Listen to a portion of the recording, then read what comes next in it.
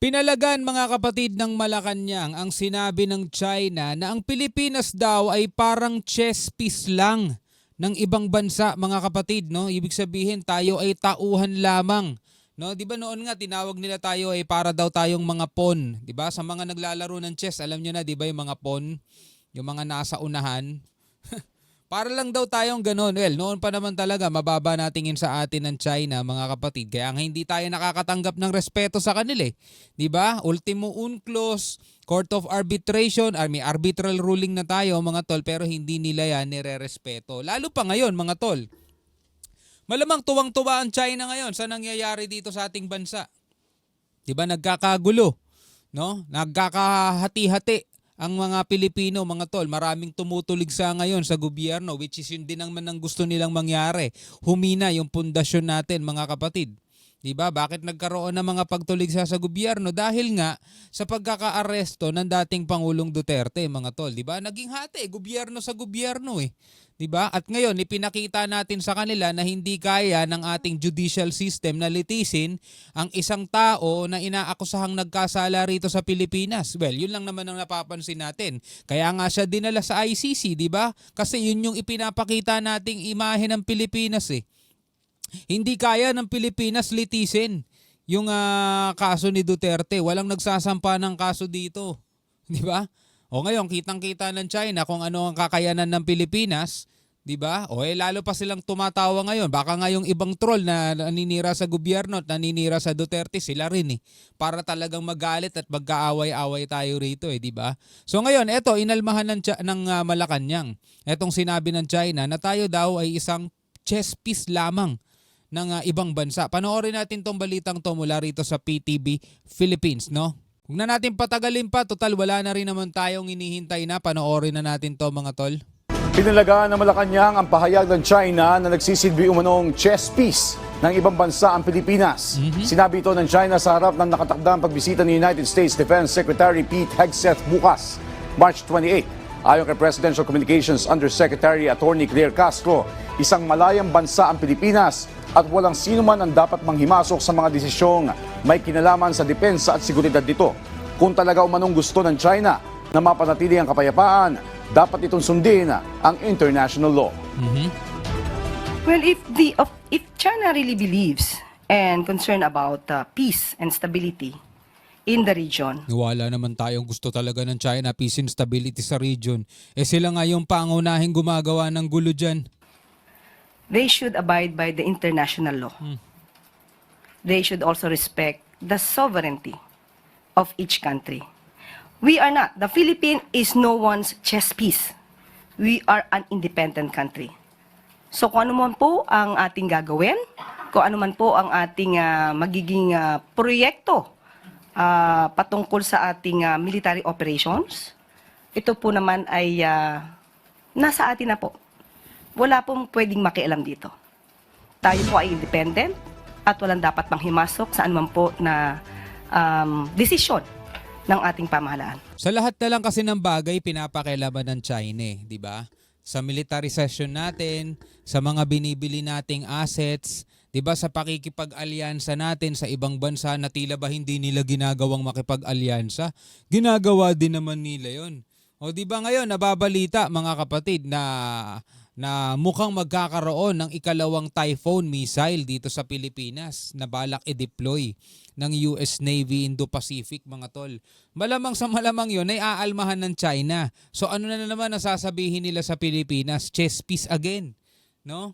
Sabi nga ganun ni Wang Yi, ang mga ginagawa daw ng Pilipinas sa West Philippine Sea ay pawang scripted lamang daw na isinulat ng ibang bansa, no? Kasi yung nangyayari dito sa West Philippine Sea ay may mga nakatutok na Western media at ipinapakita sa Western country para palabasin na sila daw ay masama. Na tila baga ang ibig nilang sabihin, wala naman talaga tayong interest dito sa West Philippine Sea. Ginagawa lang natin to kasi inuutos ng Amerika. Biruin mo, ganun kababa yung tingin nila sa atin, mga tol. Na tila baga parang sinasabi nila wala tayong sariling kaisipan. Diba? So eto, Panoorin natin tong balita naman mula rito sa GMA7. Ito nga pagdating. Dumating na no sa Pilipinas kagabi si US Defense Secretary Hegseth. Ito yung pumalit kay Austin no. Nasa Pilipinas na Romualdez magbisita sa bansa ni Hegseth. Mahalaga para sa pagpapalakas ng ugnayan ng Pilipinas at Amerika, lalo na ngayon kasi bago na ang presidente ng Amerika. Tuloy natin to. Bago sa saksi, dumating na sa Pilipinas ngayong gabi si U.S. Defense Secretary Pete Hegseth. Ayon kay Ambassador to the United States, Jose Manuel Romualdez, mahalaga at kritikal sa pagpapalakas ng ugnayan ng Pilipinas at Amerika ang kanyang pagbisita. Saksi, si JP Soriano. Ang Amerika ngayon ay may kinakaharap na digmaan mga tol, no? Direkta silang nakikibagbakbakan ngayon sa Yemen, sa Houthi sa Yemen, no? So doon sila abala ngayon. Bibisita sa Pilipinas sa kauna-unahang pagkakataon si US Defense Secretary Pete Hegseth. Ilang araw matapos muling palibutan, buntutan at harangin ng China Coast Guard ang mga barko ng Pilipinas. Di ba? Wala naman nagbago eh. Paulit-ulit lang din yung napapanood natin eh. Sabi nga ng mga nagko-comment, paulit-ulit naman yung balita, wala bang iba? Ano magagawa natin kung eto balita? Alangan nang gumawa, mag-imbento tayo. Mga China Coast Guard, pinagbobomba ng mga Philippine Coast Guard. Alangan nang gumawa tayo ng ganung balita. Eto balita eh. Hinaharang tayo, hinaharas tayo, mga mangingisda, pinapalayas, yung mga resupply mission natin, tagumpay. Di ba? Paulit-ulit tayo sa ganung balita mga tol. Huwag nating hangarin na nakikipagbakbakan na tayo dyan. Tingnan nyo na lang, panoorin nyo na lang yung mga balita nangyayari ngayon sa Gaza saka sa Israel. Hindi nyo na naisin mangyari dito sa Pilipinas yun. At bangkang pangisda ng mga Pilipino sa Scarborough Shoal o Bajo de Masinloc sa West Philippine Sea. Ang Bajo de Masinloc ay nasa loob ng Exclusive Economic Zone o EEZ ng Pilipinas at bahagi ng teritoryo ng bansa. Ang mga ganitong aksyon ng China, minomonitor daw ng US Defense Department para alamin kung paano tayo pwedeng tulungan. Kaya nga itong bisita nito, pag-uusapan ni Secretary Teodoro at saka ni Secretary Hegseth ang anong pwede nilang gawin para talagang pakita sa China na talagang hindi seryoso tayo, na hindi tayo papayag that they will dominate the area. Seryoso naman talaga tayo eh. Ang tanong, siniseryoso ba tayo ng China? Diba? Kasi mga tol may mga nahuli na panibagong kaso ng espionage. Tapos may nakuha sa kanila mga larawan ng mga barko. Diba? Pero may mga larawan sila ng mga barko. Ang masama nun mga tol, meron pa tayong kasamang nahuli, kababayan natin, Pilipino. Nakikipagtulungan sa mga banyaga para mag-spy. Talagang hindi seryoso tayo, na hindi tayo papayag that they will dominate the area, lalo na yung within our territorial waters. Kaya ang meeting daw sa pagitan ni Secretary Teodoro at Hegseth maituturing na mahalaga at kritikal para sa dalawang bansa. Ngayon, itong pagbisita niya, seryoso ang pag-usapan nila ni Secretary Teodoro dahil ang bagong mantra ngayon ng Trump administration is deterrence to strength. In other words, kailangan na palakasin ang ating AFP at saka yung ating pagka-interoperability.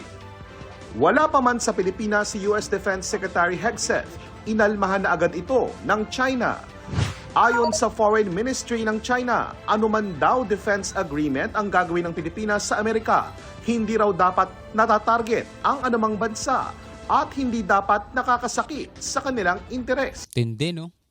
Kala mo talaga sila biktima eh, no? Basahin natin On the military cooperation between the Philippines and the US, China made clear its position more than once, ba? Any defense or security cooperation between the Philippines and other countries should not target any third party or harm their interests. Sana sinasabi rin nila yan sa sarili nila, no? Sana sinasabi nila yan sa sarili nila. Lalo na ang maging banta sa regional peace. Nako, lalo na to. Sana sinasabi nila to sa sarili nila. Pataasin ang tensyon sa Yan, no? Lalo pa yan. rehiyon. Hindi naman tayo gumagawa ng conflict. Yan ang medyo Lakas mang gaslight ng China, no? Hindi mo malaman kung saan nila hinuhugot yung ganong apog nila eh. Biruin mo, ito sabi still less threaten regional peace or escalate tensions in the region. Antindi. Samantalang ito, pinakabagong balita mga tol, no? Pinakabagong balita sa loob ng EEZ ng Pilipinas, namimigay tayo ng mga ayuda, ng tulong sa mga mangingisdang Pilipino. Anong ginawa nila? Nag-deploy ng inflatable boat. Lumapit yung kanilang mga CCG, mga Coast Guard nila. Pinagbantaan tayong umalis tayo doon o gagawa sila ng strong action. Hindi ba nag-e-escalate ng tensions yung ginagawa nila? Tindi, no? 120 nautical miles lang yun. Lapit nun sa Pilipinas, mga tol, dito sa mismong kalupaan natin. No? Habang 400 nautical miles naman yung layo nun sa kanila. Pero layo ng narating nila, no? 400 nautical miles, no? Layo. Tapos pinapakilaman nila kung ano yun nandito sa atin, no? Hindi sila nag-e-escalate ng tension nun, ha? Tayo pa nag-e-escalate ng tension nun. Regional peace at pataasin ang tensyon sa rehiyon. Hindi naman tayo gumagawa ng conflict. Yan ang medyo minsan nagkakamot tayo ng ulo kung bakit tayo pang sinisisi na tayo nag-uumpisa ng conflict. Oh, mapapakamot ka talaga sa ulo eh. At ang nangyayari dyan, dahil precisely nga na challenge yung ating relationship not only with the US but with other countries as well, that we cannot and will not allow any one country to dominate the South China Sea. Nakatakda ring mag-usap si Secretary Hegseth at Pangulong Bongbong Marcos. Para sa GMA Wala hindi ko alam mga tol kung hanggang saan mangyayari itong mga ganito. Kailangan talaga nating palakasin yung depensa natin. Yun na lang talaga tanging paraan eh. Makipag-alyansa tayo sa mga malalaking bansa kasi yun yung magiging deterrence natin mga tol eh.